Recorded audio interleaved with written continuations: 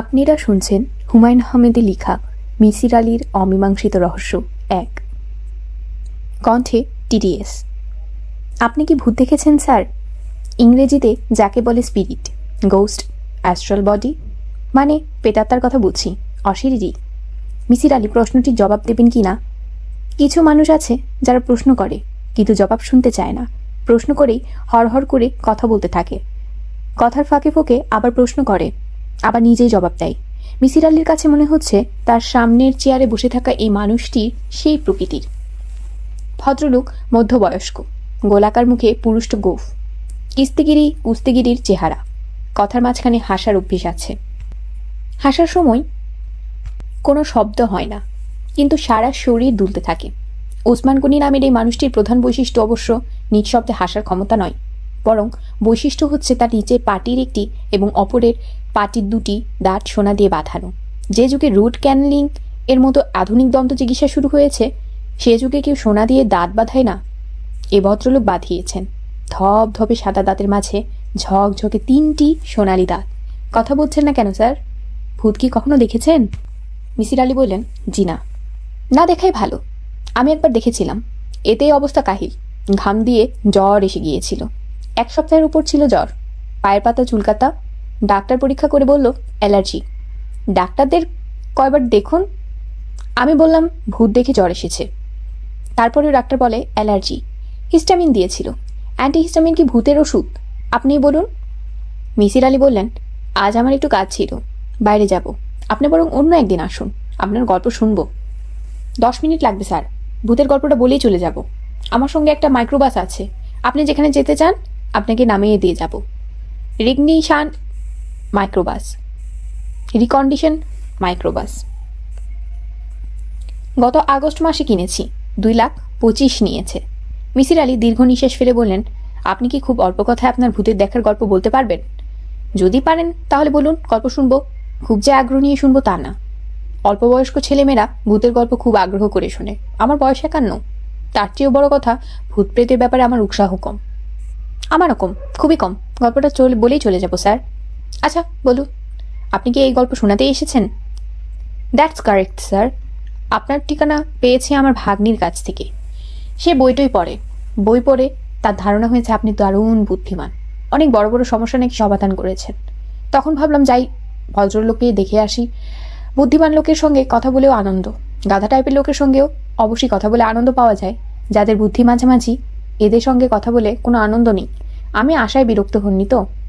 না, বিরক্ত হইনি। আপনার কি কোনো সমস্যা আছে? না, কোনো সমস্যা নেই। প্রথম দিন ভূতটাকে দেখে ভয় পেয়ে জ্বরই হয়েছিল, এখন আর হয় না। প্রায় দেখেন? জি না, প্রায় দেখি না, ধরেন মাসে 2 মাসে একবার। এরা আপনাকে ভয় দেখায়? না, ভয় দেখায় না। গল্পটা তাহলে বলি, সংক্ষেপে বলুন, আমার এক জায়গায় যেতে হবে। আপনি স্যার কোনো চিন্তা করবেন না, আমার মাইক্রোবাস আছে, গত আগস্ট মাসে কিনেছি, 1980 মডেল।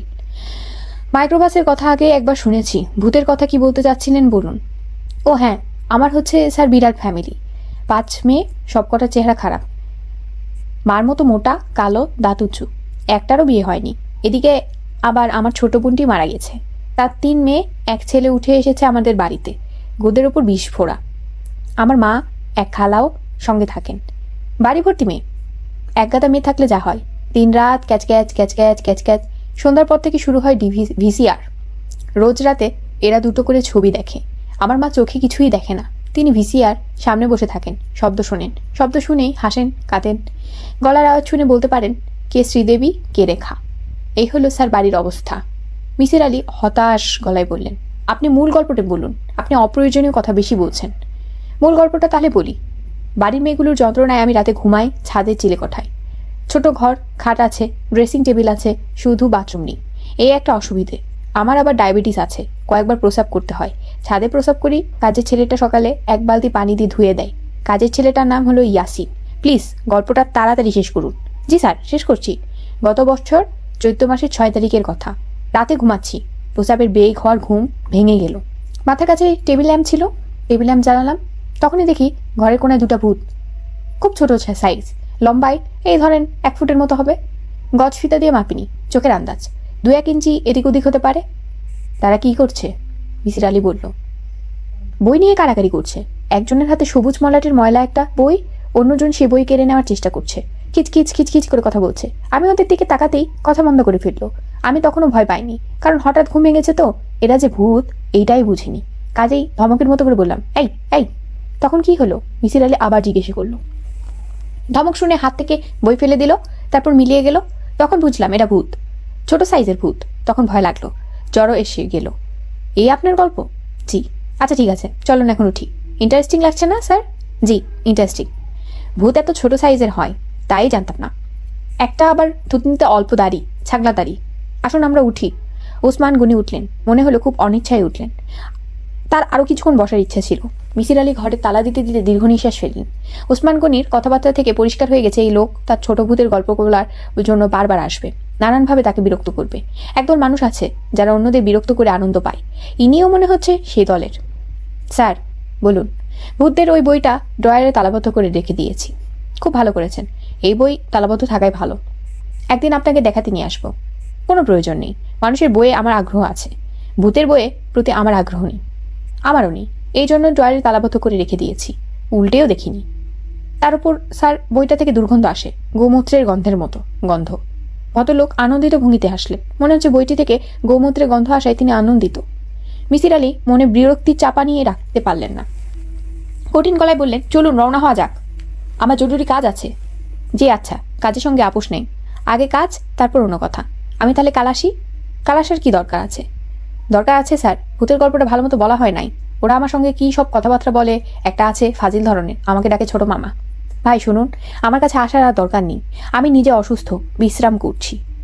আমি তো স্যার বিশ্রামই করবেন, আপনি তো স্যার বিশ্রামই করবেন, বিছানায় লম্বা হয়ে শুয়ে থাকবেন, আমি পাশে বসে গল্প বলুন। আপনি দয়া করে আর আসবেন না, আমি একা একা বিশ্রাম করতে পছন্দ করি। জি আচ্ছা, আসবো না। শুধু যদি স্যার আমাকে একটা উপদেশ দেন, কাগজে লিখে দেন, তাহলে খুব ভালো। উপদেশটা ম্যানিব্যাগে রেখে দেব। মিসির আলী হতভম্ব গলায় বললেন, কি উপদেশ? লিখবেন, উসমান গনি আপনার মৃত্যু হবে পানিতে ডুবে, খুব সাবধান, খুব সাবধান। এ লিখে আপনার নামটা সই করবেন। আমি আপনার কথাবার্তা কিছুই বুঝতে পারছি না, এসব কথা আমি কেন লিখবো? অকারণে লিখতে বলছি না স্যার, কারণ আছে। যে ভূতটা আমাকে ছোট মামা ডাকে, সে আমাকে বলেছে আমার মৃত্যু হবে পানিতে ডুবে, আমাকে সাবধান করে দিয়েছে। ভূতের কথা কে বিশ্বাস করে বলেন? কেউ বিশ্বাস করে না, আমিও করি না।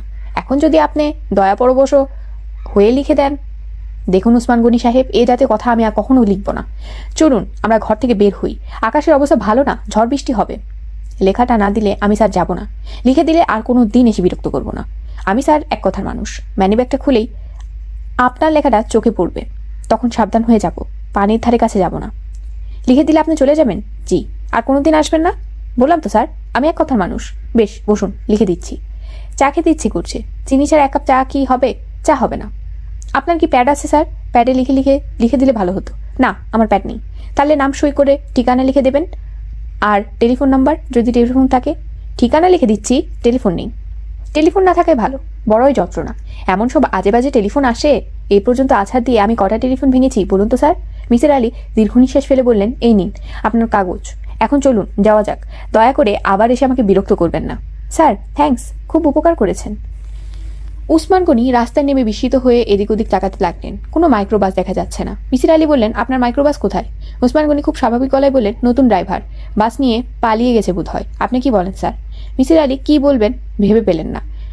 যে চায়ের দোকানের সামনে মাইক্রোবাসটি দাঁড়িয়েছিল সেই চায়ের দোকানটি জিজ্ঞেস করা হলো। সে বলল তার দোকানের সামনে কখনোই কোনো মাইক্রোবাস দাঁড়িয়েছিল না।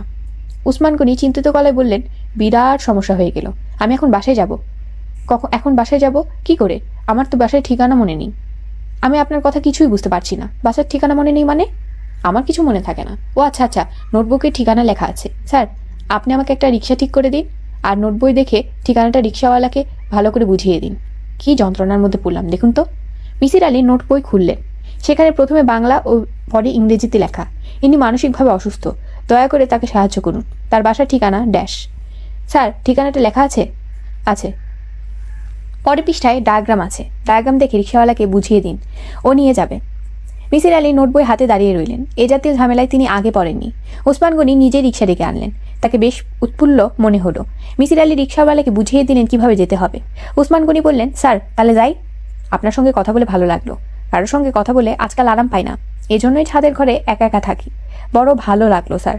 তবে সব ভালোর দিকে যেমন মন্দর দিক আছে, এটারও আছে। মাইক্রোবাসটা চুরি হয়ে গেল, বাসায় ফিরেও শান্তি নেই, থানা পুলিশ করতে হবে। মিসির আলী বললেন, আমি কি আসবো আপনার সঙ্গে? ওসমান গনি চেঁচিয়ে উঠলেন, না না না, কোনো প্রয়োজন নেই, এরকম আগেও হয়েছে, রিক্সা করে চলে গেছি। আচ্ছা স্যার যাই, আপনিও বাসায় চলে যান, রাত অনেক হয়ে গেছে। এত রাত কোথাও যাওয়া ঠিক না। তাছাড়া আমার মনে হয় আপনার আসলে কোথাও যাবারও কথা না। আমার হাত থেকে বাঁচার জন্য বলছেন, কাজ আছে। বুদ্ধিমান লোকেরা এরকম করে। আপনি স্যার আসলে বুদ্ধিমান। ওসমান গনি নিঃশব্দে গা দুলিয়ে হাসতে লাগলেন। মিসির আলী ঘরে ফিরলেন, খানিকটা বিভ্রান্ত অনেকগুলো কারণ। প্রথম কারণ, ওসমান গনিকে মানসিক রূপী বলে মনে হচ্ছে না। যে মানুষ খুঁজে খুঁজে তার ঠিকানা বের করতে পারে, সে নোট বইয়ে লেখা বলে বাসায় ফিরে যেতে পারে না, তা হয় না। লোকটি যে পাগল সাজার ভান করছে তাও না, যে ভান করবে সে সারাক্ষণই করবে। আসল পাগলের চেয়ে নকল পাগল অনেক বেশি পাগলামি করে। মিসির আলী যে তাকে বিদায় করবার জন্য বলছেন তার কাজ আছে, এ ব্যাপারটা ওসমান গনির কাছে ধরা পড়েছে। নকল পাগল হলে তার কখনো স্বীকার করতো না, চেপে যেত। তাহলে কি দাঁড়াচ্ছে? রাতে ঘুমোতে যাবার সময় মিসির আলী বালিশের কাছে রাখা খাতায় পেন্সিলে অস্পষ্টভাবে লিখলেন, নাম ওসমান গনি, বয়স 50-এর কাছাকাছি, বিশেষত্ব 3টি সোনা বাঁধানো দাঁত, হাসেন কোনো রকম শব্দ না করে। 1. কেন এসেছিলেন বুঝতে পারা যাচ্ছে না। 2. অন্যরা দাবি করছে তিনি মানসিক অসুস্থ, তিনি নিজে দাবি করছেন না। 3. তবে তিনি যে ভৌতিক গল্পের কথা বলছেন তা মানসিক অসুস্থতার দিকে ইঙ্গিত করে। 4. লোকটি বিত্তবান বলেই মনে হলো, কারণ তিনি যে তেতলা বাড়ির কথা বললেন সে বাড়িটি তার হওয়ারই সম্ভাবনা। নোটবইয়ের ঠিকানায় গুলশানের কথা লেখা, গুলশান বিত্তবানদের এলাকা। 5. ভদ্রলোকের হাতে পাথর বিছানো 3টি আংটি। ব্যবসায়ীরা সাধারণত পাথর টাথরে বিশ্বাসী হয়, তিনি সম্ভবত একজন ব্যবসায়ী। রাত 11:05 মিসির আলী বাতি নিভিয়ে ঘুমোতে গেলেন। কঠিন নিয়মে তিনি এখন নিজেকে বাঁধার চেষ্টা করছেন। ঘুম আসুক না আসুক, রাত 11টার বাজতেই বাতি নিভিয়ে শুয়ে পড়বেন। ঘুম আনানোর যেসব প্রক্রিয়া আছে সেগুলো সব প্রয়োগ করবেন। তারপরেও যদি ঘুম না আসে, কোনো ক্ষতি নেই, বিছানায় গড়াগড়ি করবেন। উঠবেন ভোর 5টায়। ঘুম পাড়িয়ে দেবার কোনো যন্ত্র আবিষ্কার হয়নি, কিন্তু ঘুম ভাঙানোর যন্ত্র আছে। তিনি 230 টাকা দিয়ে একটা অ্যালার্ম ঘড়ি কিনেছেন। এই ঘড়ি ভোর 5টায় এমন হইচই শুরু করে যে কার সাধ্য বিছানায় শুয়ে থাকে। বিজ্ঞানের এই সাফল্যের দিন ঘুম আনার যন্ত্র বের হয়ে যাওয়া উচিত ছিল। অ্যালার্ম ঘড়ি যে হারে বিক্রি হয়, ঘুম ঘড়িও সে হারে বিক্রি হয়। ঘুম আনানোর প্রক্রিয়াগুলি কাজ করছে না। মিসির আলী 700 ভেড়া শুনলেন। এই গুণন প্রক্রিয়ায় মস্তিষ্কে ক্লান্ত হয়ে যাবার কথা। ক্লান্ত হবার পরিবর্তে মস্তিষ্ক আরো উত্তেজিত হলো। মনে মনে গল্প বললেও নাকি ঘুম আসে। গল্প বলার সময় ভাবতে হয়, একদল ঘুম চোখে শিশুরা গল্প শুনছে। মিসির আলী গল্প শুরু করলেন। সব গল্প শুরু হয় এইভাবে, এক দেশে ছিল এক রাজা। তার গল্পটা অন্যরকম হলো। এক দেশে ছিল এক রানী, 2 রাজা, সুয়োরাজা এবং দুয়োরাজা। সুয়োরাজাটা বড়ই ভালো। কল্পনার শিশুদের একজন প্রশ্ন করলো, সুয়োরাজার নাম কি? সুয়োরাজার নাম হচ্ছে ওসমান গনি। মোটাসোটা একজন মানুষ, 50-এর মতো বয়স, হাতে 3টা আংটি, এর মধ্যে একটা আংটি হচ্ছে নীলার। সুয়োরাজার 3টা দাঁত সোনা দিয়ে বাঁধানো। কল্পনা শিশুটি বলল, এ আবার কেমন রাজা? মিসির আলী বিছানা থেকে উঠে পড়লেন, বাতি জ্বালালেন না। অন্ধকারে বাথরুমে ঢুকে চোখে মুখে পানি ঢাললেন। বারান্দায় ইজি চেয়ার বসে সিগারেট ধরালেন। যদিও তার বর্তমান নিয়ন্ত্রিত জীবনযাপন পদ্ধতিতে রাত 11টার থেকে ভোর 5টা পর্যন্ত কোনো সিগারেট খাবার ব্যবস্থা নেই, তিনি এক ধরনের অস্বস্তি বোধ করছেন, এক ধরনের বিভ্রান্তি যা ওসমান গনি নামের মানুষটি তৈরি করে গেছেন। মাথা থেকে বিভ্রান্তি তাড়াতে পারছেন না। স্নায়ু উত্তেজিত হয়ে আছে। বারান্দায় প্রচুর হাওয়া, আকাশ মেঘলা। শ্রাবণে ধারাবর্ষণ সম্ভবত শুরু হবে। আর শীত লাগছে। জ্বলন্ত সিগারেট হাতে নিয়েই তিনি ঘুমিয়ে পড়লেন। সিগারেট পুড়তে পুড়তে একসময় তার হাতেই নিতে গেল। তার ঘুম ভাঙল ভোর 5টায়। 230 টাকায় কেনা অ্যালার্ম ঘড়ি তাকে যথাসময়ে ঢেকে তুলল। তিনি হাত মুখ ধুলেন, কেরোসিন কুকারে চা বানিয়ে খেলেন, খানিকক্ষণ ফ্রি হ্যান্ড এক্সারসাইজ করলেন। এও নিয়ন্ত্রিত জীবনযাপন পদ্ধতির অংশ। ডাক্তার বিশেষভাবে বলে দিয়েছেন। পাথরের মতো মুখ করে বলেছেন, মিসির আলী সাহেব, আপনার শরীরের কলকবজা সবই নষ্ট হয়ে গেছে। এটা কি আপনি জানেন? মিসির আলী হাসতে হাসতে বললেন, জানি। আরও কিছুদিন বেঁচে থাকতে চান নাকি এখনই মরে যেতে চান? অল্প কিছুদিন বাঁচতে চাই। কতদিন? এই ধরুন 1 বছর। মিসির আলী ভেবেছিলেন ডাক্তার বলবেন 1 বছর কেন। ডাক্তার সে প্রশ্ন করলেন না। খসখস করে প্রেসক্রিপশনে এক গাদা কথা লিখতে লাগলেন। ভোরবেলা খোলা জায়গায় দাঁড়িয়ে 15 মিনিট ফ্রি হ্যান্ড এক্সারসাইজ হচ্ছে তার একটি। এক্সারসাইজের পর 1 ঘন্টা প্রাণভ্রমণের ব্যাপার আছে। ডাক্তার সাহেব লিখে দিয়েছেন, ঝড় হোক, টাইফুন হোক, ভূমিকম্প হোক, 1 ঘন্টা হাঁটতেই হবে। এখন ঝড়, টাইফুন বা ভূমিকম্প কোনোটাই হচ্ছে না। টিপটপ করে বৃষ্টি অবশ্য পড়ছে। সেই বৃষ্টি অগ্রাহ্য করে বের হওয়া যায়। ছাতা মাথায় প্রাতভ্রমণ মন্দ নয়। সকালবেলা এই বেড়ানোটা তার খারাপ লাগে না। বিচিত্র সব চরিত্র দেখা যায়। একদল মানুষ প্রাতভ্রমণকে প্রায় উপাসনার পর্যায়ে নিয়ে এসেছেন। উপাসনার যেমন কিছু নিয়ম আছে, এদেরও আছে। আরেক দল আছে খাদক জাতীয়। ভ্রমণের এক পর্যায়ে বিশাল টিফিন ক্যারিয়ার খুলে হাওমাও করে পরোটা গোস্ত যেভাবে গিলতে থাকেন, তাতে মনে হয় তাদের সৃষ্টি করা হয়েছে খোলা মাঠে বসে গোস্ত পরোটা খাবার জন্য। মিসির আলী বিরুবার মুখে বাধা পেলেন। গেটের কাছে আসতে 30-35 বছর বয়সে এক ভদ্রলোক এসে শীতল গলায় বললেন, আপনি কি বেরোচ্ছেন? মিসির আলী বিস্মিত হয়ে বললেন, হ্যাঁ। কাল রাতে উসমান গনি নামের কেউ কি আপনার কাছে এসেছিলেন? ওই বিষয়ে আপনার সঙ্গে কিছুক্ষণ কথা বলবো। আমি পুলিশের লোক, ইন্সপেক্টর সব পুলিশ। আমার নাম রকিবউদ্দিন। মিসির আলী সহজ গলায় বললেন, উসমান গনি কি মারা গেছেন? হ্যাঁ, মারা গেছেন। আপনি কি করে জানলেন? অনুমান করেছি, আমার অনুমান শক্তি ভালো থাকাই ভালো। আসুন কথা বলি, বিষয়টা অত্যন্ত গুরুত্বপূর্ণ। হোম মিনিস্টার নিজের ইন্টারেস্ট দেখিয়েছে। বেশিক্ষণ আমি আপনাকে বিরক্ত করব না। প্রাথমিকভাবে আধা ঘন্টার মতো কথা বলবো, পরে আবার আসবো। রকিবউদ্দিন সাহেব, এখন তো আপনার সঙ্গে কথা বলতে পারবো না। এখন মর্নিং ওয়ার্কে যাচ্ছি। 1 ঘন্টা মর্নিং ওয়াক করব, আপনাকে 1 ঘন্টা অপেক্ষা করতে হবে। 1 ঘন্টা অপেক্ষা করা সম্ভব নয়, আপনাকে এখনই কথা বলতে হবে। এমন কোনো আইন কি আপনাদের কাছে আছে যে পুলিশ যখন কথা বলতে চাইবে তখনই কথা বলতে হবে? আইনের বিষয় নয়, হোম মিনিস্টার নিজে বলেছেন তিনি বিষয়টা খুব আগ্রহ দেখাচ্ছেন। আমি এই মুহূর্তে তেমন আগ্রহ দেখাচ্ছি না, কাজে আপনাকে অপেক্ষা করতে হবে। আমি আবার ঘরের চাবি দিয়ে যাচ্ছি। আপনি আমার ঘরে অপেক্ষা করতে পারেন, তবে আপনার যদি ধারণা হয় আমি পালিয়ে যেতে পারি, তাহলে আপনি আমার সঙ্গে আসতে পারেন। ঠিক আছে, আমি অপেক্ষা করব। আপনি দেরি করবেন না। দিন, ঘরের চাবি দিন। মিসির আলী চাবি দিয়ে গেট খুলে রওনা হলেন। রাস্তার মোড় পর্যন্ত গিয়ে একবার পিছনে ফিরলেন। ইন্সপেক্টর সাহেব আগের জায়গায় চাবি হাতে দাঁড়িয়ে আছেন। ভদ্রলোকের মুখ শ্রাবণ মাসে আকাশের চেয়েও মেঘলা। বৃষ্টি জোরে সোরে পড়া শুরু করেছে। রাস্তায় নোংরা পানি, পায়ের গোড়ালি পর্যন্ত ময়লা পানিতে ডুবিয়ে প্রাতভ্রমণে যাবার কোনো মনে হয় না। তবু মিসির আলী যাচ্ছেন।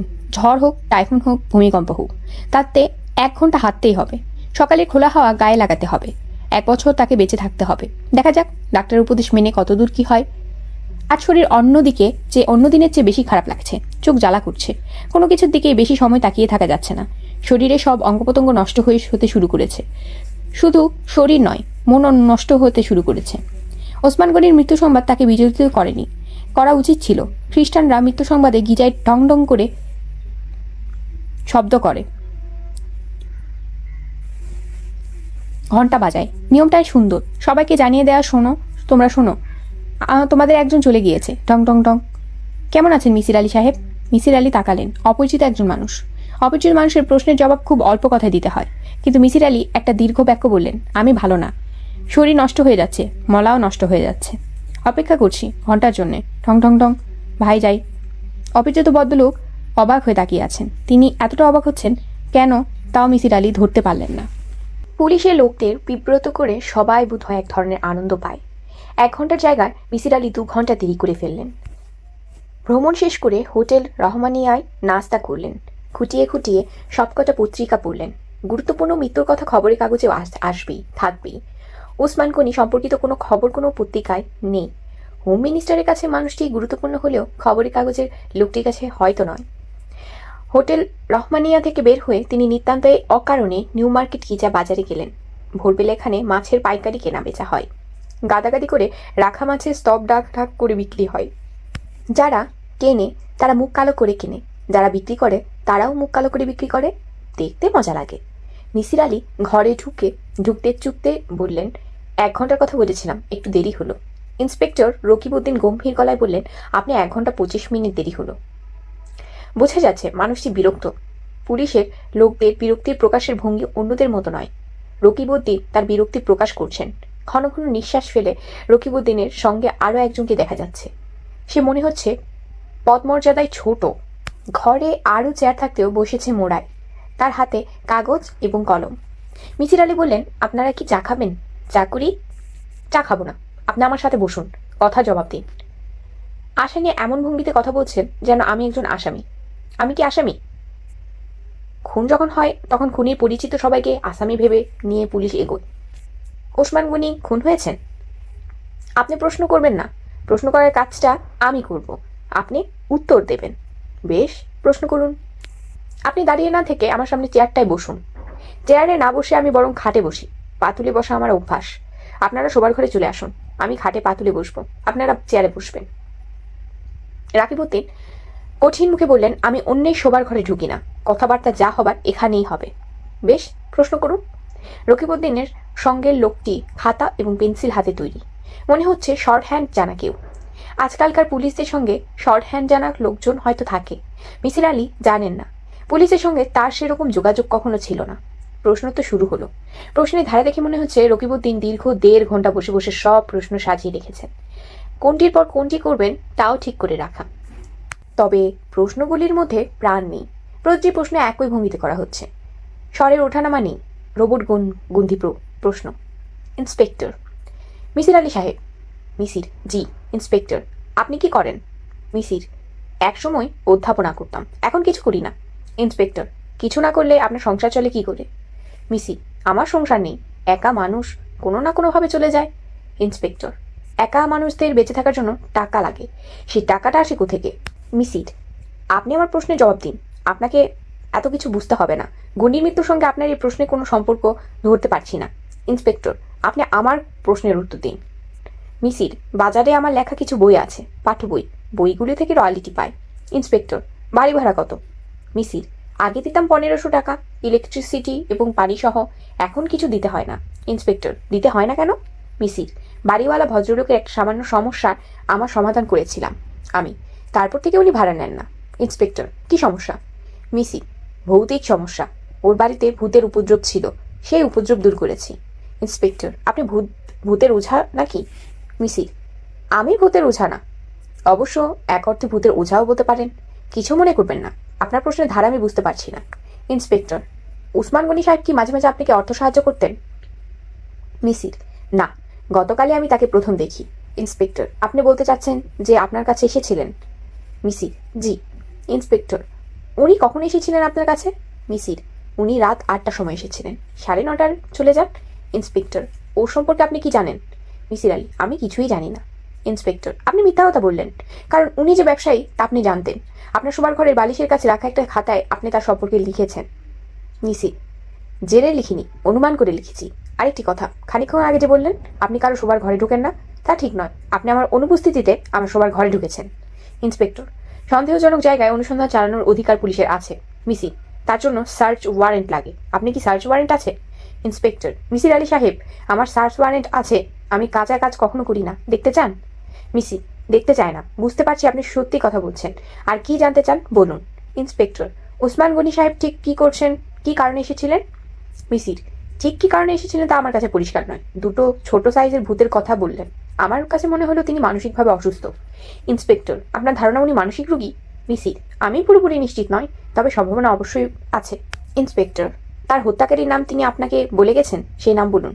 মিসির: আপনার কথা আমি বিস্মিত বোধ করছি, এই ধরনের কোনো কথাই হয়নি, তাছাড়া শুধু শুধু তিনি আমাকে হত্যাকারীর নাম বলতে যাবেন কেন? ইন্সপেক্টর: এটা আমাদেরও প্রশ্ন। আচ্ছা, উনি যখন কথা বলেছিলেন তখন কোনো বিশেষ কিছু কি আপনার নজরে পড়েছে? মিসির: আমি খুব খুঁটিয়ে ওকে লক্ষ্য করিনি, তার সোনা বাঁধানো 3টা দাঁত দেখে বিস্মিত হয়েছে। এই যুগে সোনা দিয়ে কেউ দাঁত বাঁধায় তা জানতাম না। ইন্সপেক্টর: উনি কি আপনাকে বললেন যে ওরা দাঁত সোনা দিয়ে বাঁধানো, নাকি এও আপনার অনুমান? মিসির আলী দীর্ঘ নিঃশ্বাস ফেলে বললেন, অনুমান নয়, দেখলাম। ইন্সপেক্টর সাহেব মুখ বিকৃতি করলেন, মনে হচ্ছে মিসির আলী কোনো কথাই তিনি বিশ্বাস করছেন না। মিসির আলীর কাছে মনে হলো পুরো ব্যাপারটা জট পাকিয়ে যাচ্ছে, একবার জট পাকাতে শুরু করলে জট পাকানোর প্রক্রিয়া দ্রুত ঘটতে থাকে। মিসির আলী বললেন, উসমান গনি যে আমার কাছে এসেছিলেন এই তথ্য আপনি কোথায় পেলেন? ইন্সপেক্টর রকিবউদ্দিন যন্ত্রের মতো বললেন, ওর লেখার টেবিলে আমার লেখা একটা চিরকুট ছিল, আপনার ঠিকানাও সেই চিরকুটে লেখা, দেখুন তো। এই হাতে লেখাটা আপনার? জি আমার। চিরকুটে এই জাতীয় কথা আপনি কেন লিখলেন? উনি লিখতে বললেন, বলেই লিখলাম। কেউ কিছু লিখতে বললে আপনি লিখে দেন? না, তা দিই না, তবে মানুষটাও যদি উন্মাদ হয় এবং কিছু লিখে না দিলে যদি তার কাছ থেকে মুক্তি পাওয়ার কোনো উপায় না থাকে তখন লিখে দিতে হয়। আমার পরিস্থিতিতে আপনি যদি পড়তেন তাহলে বুঝতেন। আপনি বলতে চাচ্ছেন উসমান গনি একজন উন্মাদ? মানসিকভাবে সুস্থ না, তা তো বটেই। ঠিক আছে, আপনি যা বলছেন লিখে নিচ্ছি এবং ধরে নিচ্ছি যা বলছেন সবই সত্য। মিথ্যা বলার আমার কোনো কারণ নেই। দেখুন মিসির আলী সাহেব, আমি 17 বছর ধরে পুলিশে চাকরি করছি, দীর্ঘ জীবনে অভিজ্ঞতায় দেখেছি কারণে মিথ্যা বলার চেয়ে অকারণে মিথ্যা বলে মানুষ বেশি পছন্দ করে। আপনার অবজারভেশন ঠিক আছে। রকিবউদ্দিন উঠে দাঁড়াতে দাঁড়াতে বললেও, এখন আপনি আমার সঙ্গে চলুন। কোথায়? ওসমান গনি সাহেবের ডেড বডি দেখবেন। তার কি প্রয়োজন আছে? মৃত মানুষ দেখতে ভালো লাগে না, মৃত মানুষ দেখতে কারোরই ভালো লাগে না। আপনাকে আমার সঙ্গে আসতে বলছি, আপনি আসুন। চলুন। কিছুই মিলছে না। গুলশানের অভিজাত এলাকায় তেতিলা বাড়ি, বাড়ির সামনে বিশাল লন, ফোয়ারা আছে, মার্বেল পাথরের একটি শিশু ফোয়ারার মধ্যমণি, চারদিক থেকে তার গায়ে পানি এসে পড়ছে। বাড়ির সামনে কোনো ফুলের বাগান নেই, ঘাসে ঢাকা লন, ঢেউয়ের মতো উঁচু নিচু করা, মনে হয় বাড়ির সামনে ঢেউ খেলছে।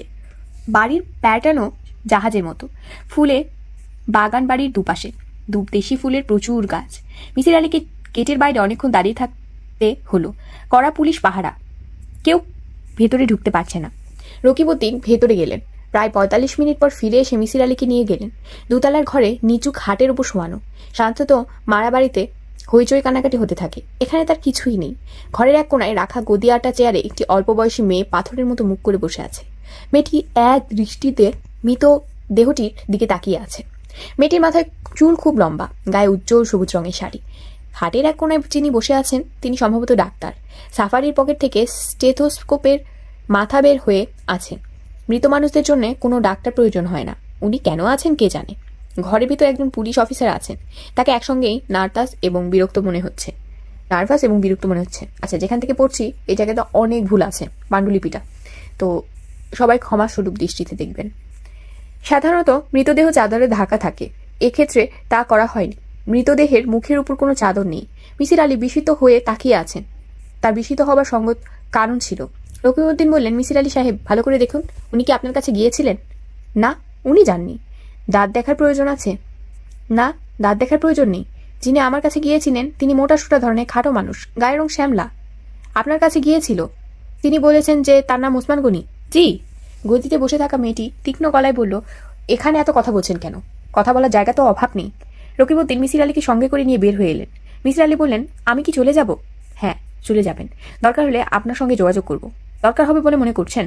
রকিবউদ্দিন ভাবলেশীন গলায় বললেন, বুঝতে পারছি না, এটা একটা সিম্পল কেস অফ সুইসাইড। বাথরুমের ভেতর থেকে মৃত অবস্থায় পাওয়া গেছে। ভেতর থেকে দরজা বন্ধ ছিল। পুলিশের উপস্থিতিতে দরজা ভাঙা হয়। ও, আতঙ্ক সম্পর্কে একটা নোট রেখে গেলে আর কোনো সমস্যা ছিল না। নোটটাই নেই, উল্টো আপনার সম্পর্কে আজগুবি কিছু কথা লেখা। আপনার তাহলে ধারণা হচ্ছে কথাগুলো আজগুবি? হ্যাঁ, তাই ধারণা হচ্ছে। পয়সা বেশি হলে মানুষ কিছু কিছু পাগলামি করে। এইসব কিছু করেছেন। একজন কাউকে আপনার কাছে পাঠিয়েছেন, সে গিয়ে বলেছে তার নাম ওসমান গনি। হতে পারে না? হ্যাঁ, হতে পারে। আচ্ছা, আপনি চলে যান, প্রয়োজন হলে আবার যোগাযোগ করব। তবে প্রয়োজন হবে বলে মনে হয় না। এটা একটা আত্মহত্যা, এ ব্যাপারে সবাই স্যাটিসফাইড। ফ্যামিলির তরফ থেকে তাই বলা হয়েছে। পোস্টমর্টম হবে না? গুয়ার ভুঙ্গা আত্মহত্যার সুরহাল হতে হয়। তবে এরা হচ্ছে সমাজের মাথা, এদের জন্য নিয়মকানুন ভিন্ন। রকিবউদ্দিন গোট পর্যন্ত মিসির আলীকে এগিয়ে দিলেন। মিসির আলী বললেন, এদের আত্মীয় স্বজন কারোর সঙ্গে কি আমি কথা বলতে পারি? যে বাথরুমে উনি মারা গেলেন সেই বাথরুমটা দেখতে পারি? রকিবউদ্দিন বিরক্ত গলায় বললেন, কেন? এমনি, কারণ নেই কোনো, কৌতূহল বলতে পারেন।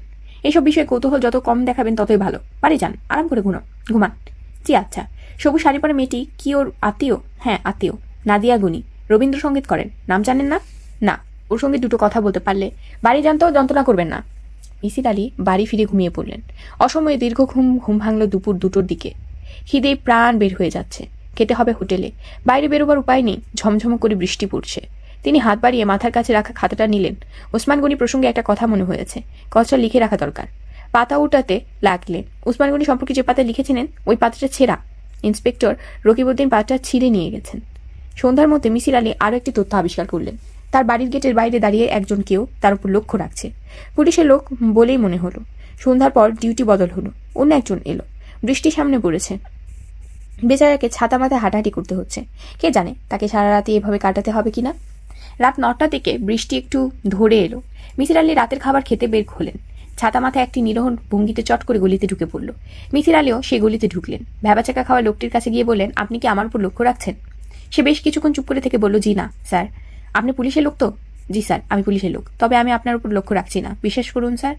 বিশ্বাস করছি। আমি হোটেল রহিমানিয়ায় ভাত খেতে যাচ্ছি, আপনি আমার সঙ্গে আসতে পারেন। আমি স্যার খেয়ে এসেছি।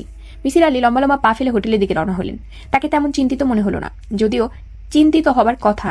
পুলিশের একজন লোক সারাক্ষণ তার ঘরের দিকে লক্ষ্য রাখবে, এটা স্বস্তিবোধ করার মতো কোনো ঘটনা নয়। নিতান্ত সম্পর্কহীন একটা লোক তার সম্পর্কে ডায়েরিতে কেন লিখবে? ওসমান গনি সোজে কেনই বা একজন তার সঙ্গে দেখা করতে আসবে? একটা সময় ছিল, এখন অজাতীয় সমস্যা নিয়ে ভাবতে ভালো লাগতো ওই সময়, এখন লাগে না। ক্লান্তি বোধ হয়।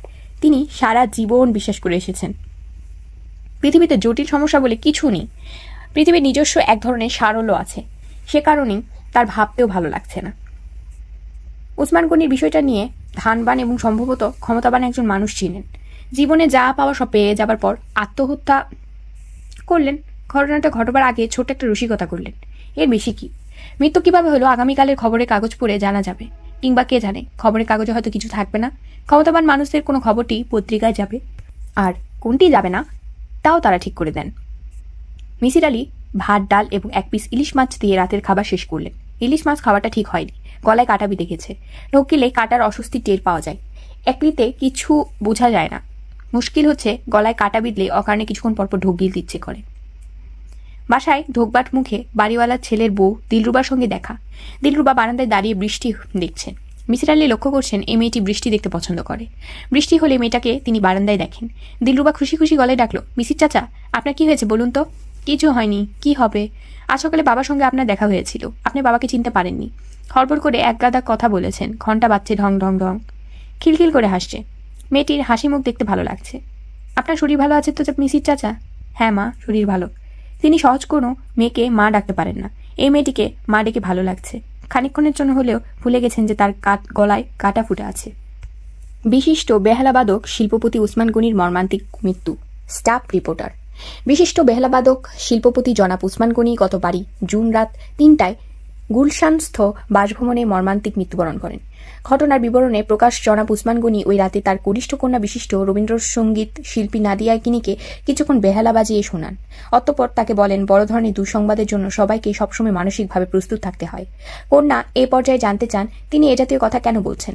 ওসমান গনি তার উত্তরে নানা ধরনের রসিকতা করতে থাকেন এবং একসময় তাকে এক পট গরম কফি এনে দিতে বলেন। নাদিয়া গনি কফির পট নিয়ে বাবার ঘরে ঢুকে বাবাকে দেখতে পান না। বাবা স্নান করছেন। বেরোতে দেরি হবে ভেবে তিনি আবার রান্নাঘরে ফিরে যান। নতুন এক পট কফি বানিয়ে ফিরে আসেন। এ সময় তিনি বাথরুম থেকে আত্মস্বর শুনে চমকে ওঠেন। বাথরুমের দরজার ভেতর থেকে বন্ধ, সেখান থেকে শব্দ ভেসে আসছে। নাদিয়া গনি বাথরুমের দরজা খুলতে চেষ্টা করে ব্যর্থ হন। তার হইচই শুনে পরিবারের অন্যান্য সদস্যরা ছুটে আসেন। বাথরুমের দরজা ভেঙে ফেললে দেখা যায় ওসমানের গনির নিষ্প্রাণ দেহ বাথটাবে পানিতে ডুবে আছে।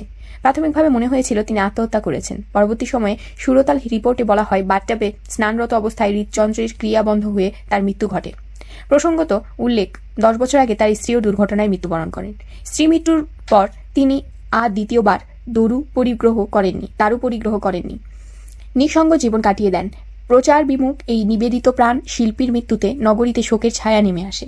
প্রসঙ্গত উল্লেখ্য, বিশ্ববিশ্রুত বেহালাবাদক ইহুদি মেহুনের সঙ্গে তার 2টি অ্যালবাম আছে, যা প্রকাশ করছে কলম্বিয়া রেকর্ডস। এই বরেণ্য শিল্পীর পৃথিবীর বিভিন্ন দেশে অনুষ্ঠান করলেও নিজের দেশে বেতার, টেলিভিশন বা কোনো অনুষ্ঠানে তাকে কখনো বেহালা বাজাতে দেখা যায়নি। মিসির আলি খবরটা মন দিয়ে পড়লেন। খবরের সঙ্গে ওসমান গনির একটা ছবি ছাপা হয়েছে, যুবক বয়সের ছবি। অত্যন্ত সুপুরুষ একজন মানুষ, বড় বড় চোখ, সেই চোখে এক ধরনের বিষণ্ণতা আছে। পরীক্ষণেই মনে হলো ভদ্রলোকের চোখ দুটি বিষণ্ণ। এটা তার মন গড়া অনুমান। মানুষটি একজন বেহালাবাদক এবং মৃত, সে কারণে ছবিটি তিনি দেখছেন মমতা এবং বিষাদ দিয়ে। নিজের মমতা ও বিষাদের কারণে ছবিটির চোখ দুটি বিষাদ মাখা মনে হলো তার। তিনি খবরটা আবার পড়লেন। তার কাছে মনে হলো রিপোর্টার ওসমান গনি চরিত্রে এক ধরনের মহত্ব আরোপের চেষ্টা করছেন। এই শিল্পী নিজের দেশের কোনো অনুষ্ঠানে অংশগ্রহণ করেননি, এটি তার চরিত্রের কোনো বড় দিকও না। তিনি যা করেছেন তা হচ্ছে দেশের মানুষের প্রতি অশ্রদ্ধা প্রদর্শন। বড় মাপে শিল্পীরা এ কাজ কখনো করবেন না। তাছাড়া ভদ্রলোক শুধু শিল্পী নন, শিল্পপতি। অর্থাৎ তিনি শিল্পকে যেমন চিনেছেন, অর্থকেও তেমনই চিনেছেন। স্ত্রীর মৃত্যুর পর দ্বিতীয়বার বিবাহ করেননি, এই বাক্যটিও তার চরিত্রের মহত্ব প্রকাশ পায় না। বরং এটা এভাবে ব্যাখ্যা করা যায়, স্ত্রীর সঙ্গে তার দাম্পত্য জীবন অসহনীয় ছিল, যে কারণে স্ত্রীর মৃত্যুর পর দ্বিতীয়বার বিবাহের যন্ত্রণায় যেতে চাননি। মিসির আলি তৃতীয়বারের মতো রিপোর্টটি পড়লেন। তার কাছে মনে হলো রিপোর্টটি অসম্পূর্ণ। কত বছর বয়সে তার মৃত্যু তা দেওয়া নেই, জন্ম তারিখ নেই, পুত্রকন্যাদের কথা নেই। তার কাছে বেহালা বাজানো শিখেছেন, কতদিন ধরে বেজাচ্ছেন তাও নেই। বরং রিপোর্টটি অপ্রয়োজনীয় খবরে ঠাসা। তিনি কফি খেতে চাইলেন, মেয়ে তার জন্য কফি নিয়ে এলো, পটভর্তি কফি। এটা না লিখে রিপোর্টার ভদ্রলোক কন্যার কাছ থেকে জেনে নিতে পারতেন তিনি তার কন্যাকে কি বাজিয়ে শুনিয়েছিলেন। মৃত্যুর আগে কোনো রাগটি বাজানো হয়েছিল। নিশরাতে কোনো রাগ নাকি ভোরবেলার ব্ল্যাক ভৈরবী। রাত 11টা বাজল। মিসির আলি যন্ত্রের মতো ঘুমোতে গেলেন। মনস্থির করলেন অপ্রয়োজনীয় বিষয় নিয়ে মাথা ভারাক্রান্ত করবেন না। মাথা থেকে ওসমান গনিকে ঝেড়ে ফেলে ঘুমোতে যাবেন। হৃদযন্ত্রের ক্রিয়া বন্ধ হয়ে একটা মানুষ মারা গেছে। যাক না, কত লোক তো মারা যায়। আচ্ছা, ভালো কথা, আমরা সবসময় বলি হৃদযন্ত্র, ফুসফুসকে ফুসফুস যন্ত্র বলি না, কিডনিকে কিডনি যন্ত্র বলি না। পত্রিকায় কখনো লেখা হয়নি অমুক কিডনি যন্ত্রের ক্রিয়া বন্ধ হয়ে মৃত্যুবরণ করেছেন। আবেগ এবং অনুভূতির সঙ্গে যাকে এক করে দেখা হয়, সেই হৃৎপিণ্ডকে আমরা বলছি যন্ত্র। কোনো মানে হয় না। রাত 1টা বেজে গেল। মিসির আলি ঘুম এলো না। মাথা ক্রমেই উত্তপ্ত হতে থাকলো। তার ঘুমানো প্রয়োজন। রাতি জাগা তার জন্য একবারই নিষিদ্ধ। তিনি বিছানা থেকে নামলেন। 10 মিলিগ্রামের 2টি ফ্রিজিয়াম খেলেন। মশারির ভেতর ঢুকলেন না। ঘরের দরজা খোলা রেখেই বাড়িওয়ালার সদর দরজায় কলিং বেল টিপলেন। বেশিক্ষণ টিপতে হলো না। বাড়িওয়ালা ওয়াহদুদ সাহেব নিজে উঠে এসে দরজা খুললেন। বিস্মিত গলায় বললেন, কি ব্যাপার? একটা টেলিফোন করব। অবশ্যই করবেন। কি হয়েছে বলুন তো? কারো অসুখ বিসুখ? জি না, অসুখ বিসুখ না। একটা ব্যাপার নিয়ে মস্তিষ্ক উত্তেজিত হয়ে গেছে। টেলিফোন না করা পর্যন্ত মনে স্বস্তি পাবো না, রাতে ঘুমোতে পারবো না। আসুন, ভেতরে আসুন। একটা কেন, 100টা টেলিফোন করুন। আচ্ছা, 100 টেলিফোন করানো হবে এখানে, বারান ভুল। নাম্বার কি বলুন? আমি ডায়াল করে দিচ্ছি। নাম্বার জানি না, বের করতে হবে। উসমান গনির কন্যা নাদিয়া গনির সঙ্গে কথা বলতে চাই। কারা এরা? আজকের খবরের কাগজ পড়েছেন? না। তাহলে চিনবেন না, চেনার দরকার নেই। আমি কি আপনাকে ঘুম থেকে তুলেছি? তা তুলেছেন। আমি 10টার মধ্যে ঘুমিয়ে পড়ি, এটা কোনো ব্যাপার না। আপনি তো আসেনি না। আপনার সঙ্গে কথা বললে ভালো লাগে। চাটা কিছু খাবেন? খাবো। রাত 2টোর সময় টেলিফোন পেয়ে কোনো তরুণী মধুর গলায় কথা বলবেন, এটা আশা করা যায় না। কিন্তু মিসির আলীকে অবাক করে দিয়ে নদিয়া গনি মিষ্টি গলায় বললেন, আপনি কে? আমার নাম মিসির আলী। কিছু মনে করবেন না। আপনি এমনভাবে নাম বললেন যেন নাম শুনে আমি আপনাকে চিনে ফেলবো। আমি কিন্তু আপনাকে চিনতে পারছি না। পরিচয় দিলেও চিনতে পারবেন না। আমি কি কিছুক্ষণ আপনার সঙ্গে কথা বলতে পারি? অবশ্যই পারেন। রাত 2টার সময় যখন টেলিফোন করেছেন, নিশ্চয়ই কোনো জরুরি কারণেই করেছেন। কি বলতে চান বলুন। মিসির আলী চট করে কোনো কথা খুঁজে পেলেন না। আসলে টেলিফোনটি করা হয়েছে ঝোঁকের মাথায়। কি বলা হবে কিছুই ভাবা হয়নি। নীরবতায় নদিয়া গনি অধৈর্য হলেন না। শান্ত গলায় বললেন, টেলিফোনে কথা বলতে কি আপনার অস্বস্তি বোধ হচ্ছে? আমি আপনাকে চিনি না, কখনো নাম শুনিনি। আপনার সঙ্গে আমার এমন কোনো কথা থাকতে পারে না যার জন্য আপনি অস্বস্তি বোধ করবেন।